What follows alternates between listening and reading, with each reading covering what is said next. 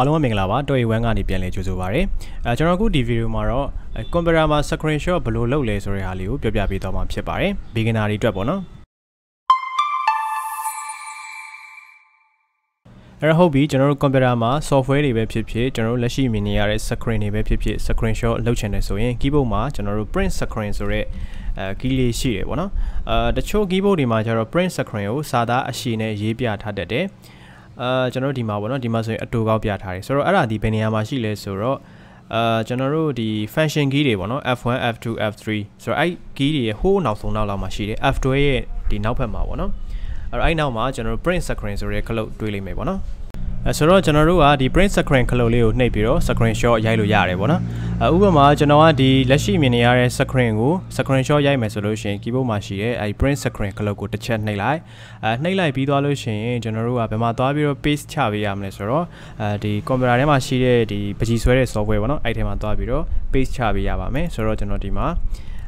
PAIN ဒီ paint ဆိုပြီးတော့ရိုက်ရှာလိုက်မယ် paint software ကိုဖွင့်လိုက်ပြီးသွားလို့ရှိရင်အဲ့မှာ control နဲ့ V နဲ့ပေါ့နော် control ကိုဖိထားပြီးတော့control key ဆိုတာသူနော်အဲ့တော့ control key ကိုဖိထားပြီးတော့ကျွန်တော်တို့ key ဟိုဘွေကိုနှိပ်လိုက်ပါဒါဆိုလို့ရှိရင် paste ချတာပြတ်သွားပြီဒါမှမဟုတ်အဲ့ဒါမနှိပ်ချင်ဘူးဆိုရင်ဒီမှာ paste ဆိုတဲ့ဟာရှိတယ်သူ့ကိုနှိပ်လိုက်လို့လည်းရတယ်ပေါ့နော် okay အဲ့တော့ဒါလေးကိုမြင်ကွင်းချုပ်ရင်ဒီမှာကျွန်တော်တို့ချုံလို့ရတယ်ကျွန်တော်တို့ဒါဆောင်းနာက screenshot လုပ်ထားတဲ့ဟာကြီးပေါ့နော်ဒါကိုသိမ်းပေးရမယ် control ဖိထားပြီး S ကိုနှိပ်ပြီးတော့ရင် desktop မှာကြိုက်တဲ့နာမည်လေးပေးလိုက်ပေါ့ A ပေါ့နော်စာသဖြင့်ကျွန်တော်ပေးလိုက်မယ် C ပေါ့ဒါဆိုဒီကောင်ပိတ်လိုက်မယ်ဆိုလို့ရှိရင်ဒီမှာဒါလေးရလာလိမ့်မယ်ဟုတ်ပြီနော်နောက်ပြီးတော့ရင်ကျွန်တော်တို့ကတခြား software တွေဘာတွေကိုကျွန်တော်တို့ရိုက်ပြလို့မရအောင်လာကြတယ်အဓိကတော့ကျွန်တော်တို့ဟိုပါပေါ့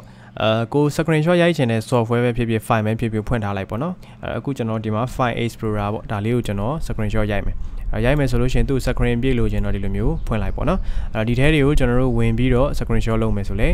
ရတယ်ပေါ့ဒါမှမဟုတ်ကျွန်တော်တို့ဒီထဲကိုဝင်ပြီးတော့ screenshot လုပ်မယ်ဆိုလဲရတယ်နော် okay ဆိုတော့ okay ကျွန်တော်ဒီတိုင်းလေးဖွင့်ထားပြီးတော့ keyboard မှာရှိတဲ့ print screen ကိုနှိပ်လိုက်တယ်ပြီးသွားလို့ရှိရင်ဒီမှာကျွန်တော်တို့ paint ပေါ့နော် PAIN ဒီ paint ဆိုတဲ့ software ကိုခေါ်မယ်